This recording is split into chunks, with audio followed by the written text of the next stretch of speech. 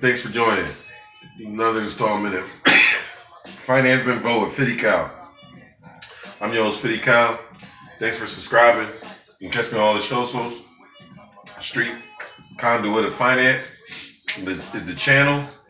And today I'm just going to pretty much explain the NASDAQ. What that is, what it stands for, what it means. You're going to hear me talk about it all the time. It's one of the best ways to move money in the securities. And just to give you a real professional understanding of it, I'm just reading straight out the dictionary and just explain what it is to you. The National Association of Securities Dealers automated quotations, an electronic quotation system for the over-counter trading. The market and stocks traded in the system. The trademark for an electronic stock exchange that lists many U.S. technology companies. So this really's got to do a lot with the tech sector and what's happening in that. So as I said, the NASDAQ stands for National Association of Securities Dealers Automated Quotations, or NASDAQ. It's the world's first electronic quote system that provides price quotes and supports trading for over-the-counter stocks. It began February 8th, 1971. The NASDAQ is a dealer's market as opposed to the auction market presented by the New York Stock Exchange. So the auction market is pretty much companies that's up for offering. And, you can pretty much, their price goes up, people want them, people buy it, and the price goes down, nobody wants that shit. Well, NASDAQ, along with the S&P, even the Dow Jones, Russell, currencies, things of such, other securities around the world, the DAX, the Stock 600, you can name 1,000 of them. They're made for exchange of buy and sell of those. So over the counter or in the day, like literally today, so the market was open right now. Market's open right now, just not in our country.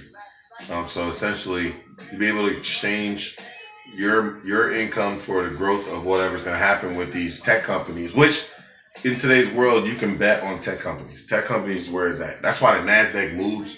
So I've noticed, I was coached to believe that pretty much everything follows the Dow. Pretty much everything follows the money. You follow the Russell, follow money, the Dow, then the Dow follows, the S&P follows the Dow, and then the NASDAQ normally follows the S&P. Sometimes you have inversions, sometimes you have corrections, sometimes the NASDAQ is the only thing that's really moving, and pretty much, for the most part, there's no real way to know which one's going to move which, but it's a good gauge on which direction, whether it be up or down, is going to go. A lot of the industrials have technologies that's sold by companies on the NASDAQ, or companies that's on the S&P rely on technologies of companies that's on the NASDAQ. So a lot of times the NASDAQ will flow a lot higher than the rest of them because they're kind of relying on the tech. Especially right now, Cowboy is showing Zoom, one of those tech companies that just boosted. There's a lot of companies that benefited from COVID-19. There's a lot of people that's not going to come back from COVID-19. There's going to be new businesses and new ventures and new investments because of COVID-19. So, the NASDAQ is one of the things. So when you out there buying an iPhone, you out there copping, you a DJ, half your shit, NASDAQ, tech companies, you a gamer, everybody out there playing games. That means a lot. When all y'all buying Madden at the same time, or all y'all buying Call of Duty at the same time, that's boosting the market. And let's just be honest with ourselves, the consumer buying that are males, kids, blacks, children, blacks, white kids in suburbs that got video games, blacks. You're the consumer here. So you're a grown ass man helping out, the NASDAQ boosting is because you done bought 9 video games in the last month and a half, and those sales go up. So a lot of these gaming companies made money since kids were out of school. Parents said, I got tired of it, so I bought them a game. A lot of it's being done through transaction online, which just the transaction of buying something from online, your girl ordering from Amazon, all that transaction is NASDAQ movement, and that's pretty much what it got to do with. So it's actually a beautiful thing the way it moves. And the NASDAQ as a company,